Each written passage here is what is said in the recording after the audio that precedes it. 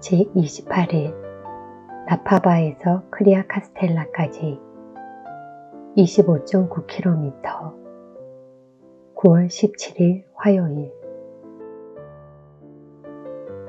오늘 일찍 산길을 오르려고 했는데 건너편에 있는 로렌이 아직 일어나지 않았다. 약속하고 급할 것도 없는데 혼자 나서기도 그래서 주방으로 왔다.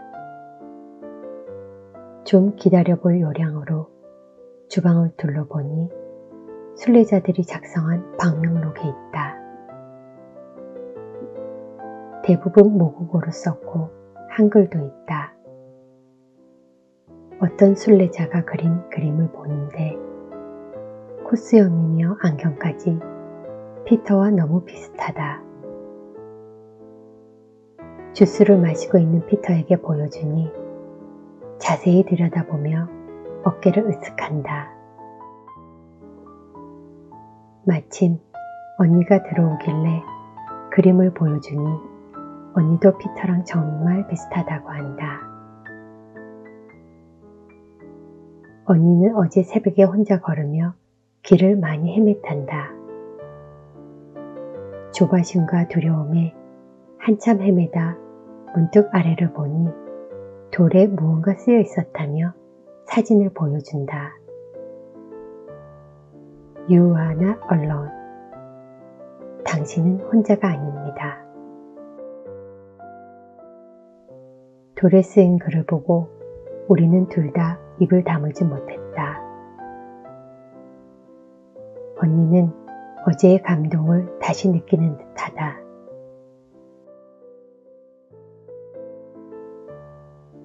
순례길은 감탄도 하지만 감동이 더 많은 길이다.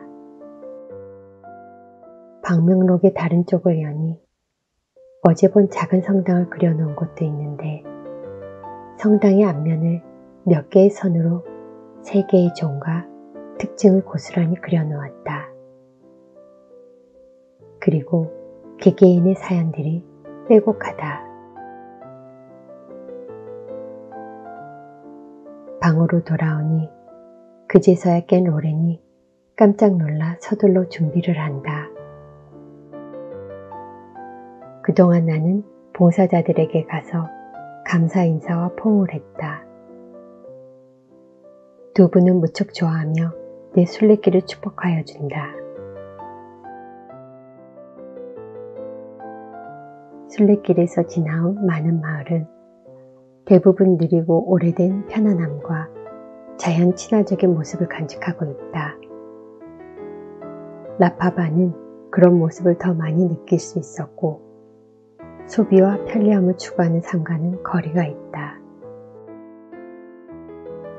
그러고 보니 순례길은 그동안 내게는 당연시되었던 소비, 소유, 그리고 분노 등과 거리를 둔 시간이다. 또한 풍요로부터 자유로움, 절제, 감사의 시간이라 할 수 있다.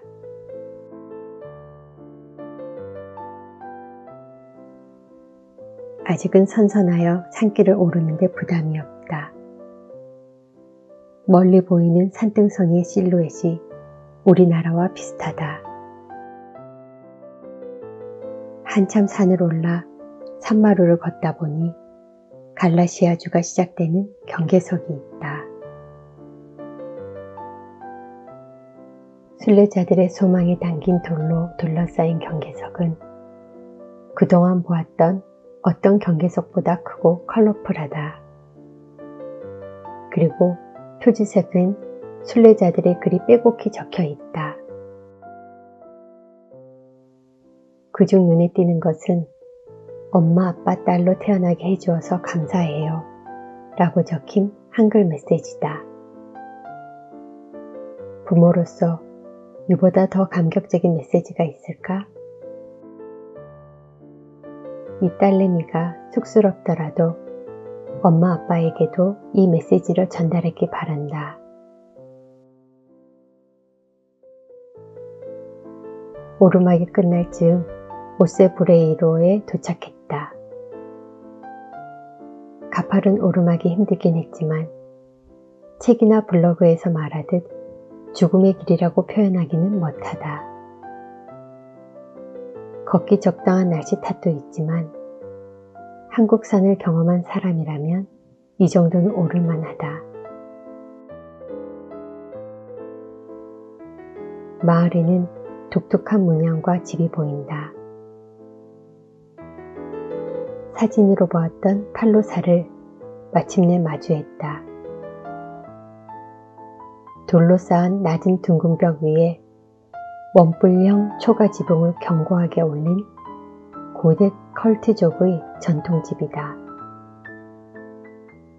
산마루에 위치한 이곳의 강한 바람을 견뎌내기 위한 지혜의 산물이다.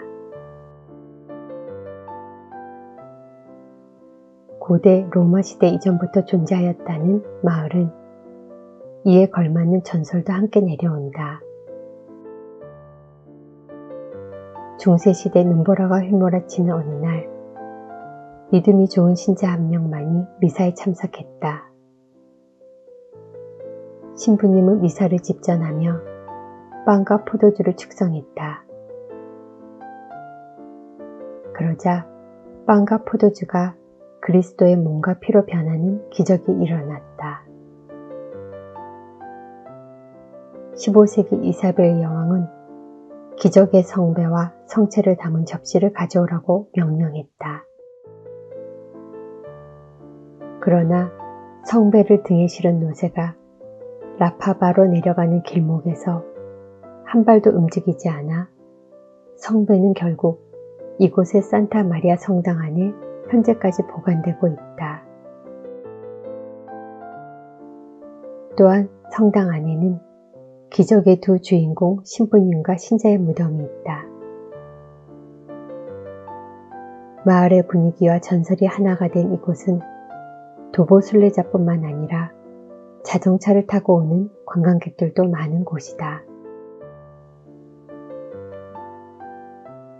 또한 성당 외부에는 순례길을 부활시킨 선구자 돈 엘리아스 발리냐 신부님의 흉상이 있다. 그는 산티아고 순례길 루트를 복구하고 보존하는 데 헌신하였을 뿐만 아니라 노란 화살표도 고안하였다. 노란 화살표는 순례길의 상징이고 순례자들의 길잡이가 되고 있다.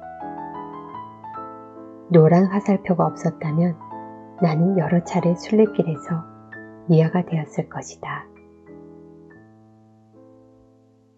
내가 다시 순례길을 걷게 되면 이곳의 알베르게에 묵으면서 순례길에서 만나는 가장 오래된 마을인 오세브레이로를 좀 더 느끼고 알고 싶다.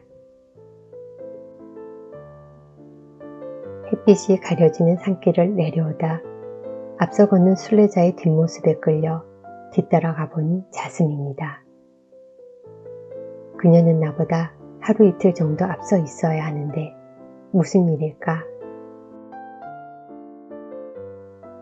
오랜만에 만난 자스민을 끌어안고 보니 수척해져 있다. 감기에 걸려 호텔에서 이틀 동안 꼬박 잠만 잤다고 한다. 지금은 좀 나아졌지만 컨디션을 조절하며 천천히 조금씩 걷고 있는 중이라고 한다. 그녀의 손목엔 헤어질 때 내가 건네준 목주 팔찌가 있다. 강한 여인으로만 기억하고 있었던 어쩌면 그렇게 믿고만 싶었던 자스민의 모습을 보니 내 안에 무엇인가가 내려앉는 것 같다. 나보다 늘 빠른 속도로 걷는 자스민과 처음으로 함께 걸으며 그동안의 이야기를 들을 수 있었다. 자스민은 폼프리아에서 멈추고 로렌과 나는 계속 걸었다. 비가 내린다. 자스민이 비가 내리기 전에 멈추어서 정말 다행이다. 처음으로 비옷을 입고 걸었지만 비가 내리는 까미노도 운치가 있다. 하지만 눅눅하고 추워서 오늘은 알베르게에 있는 세탁기에 빨래를 하려고 보니 LG 세탁기와 건조기가 있다. 여기뿐만이 아니었다. 아주 작은 시골 마을에서도 LG와 삼성 제품을 볼 수 있어서 반갑고 놀라웠다. 낮잠을 자지 않았는데 오늘은 유난히 잠이 오지 않는다. 남은 순례길은 142.7km. 아무리 천천히 걸어도 일주일도 남지 않았다. 솔직히 5일 정도면 산티아고 대성당에 도착할 것이다. 불이 꺼진 알베르게에서 그동안 걸으면서 만났던 순례자들을 생각한다. 유난히 정이 많이 가는 젊은 순례자들, 그리고 사별한 아내 이야기를 하며 울먹이는 코가 빨간 피터, 깊은 울음을 토해내던 카타리나, 한 걸음 한 걸음을 10걸음 이상의 무게로 걷던 80대 순례자, 그리고 자신의 삶을 되짚어보고 앞으로 무엇을 해야 할지 고민하는 치히로. 모두 제 몫의 십자가를 지고 산티아고 대성당을 걷는 순례자들과 때때로 침낭 속에서 소리 없이 울었던 나를 위해 이 시를 옮긴다.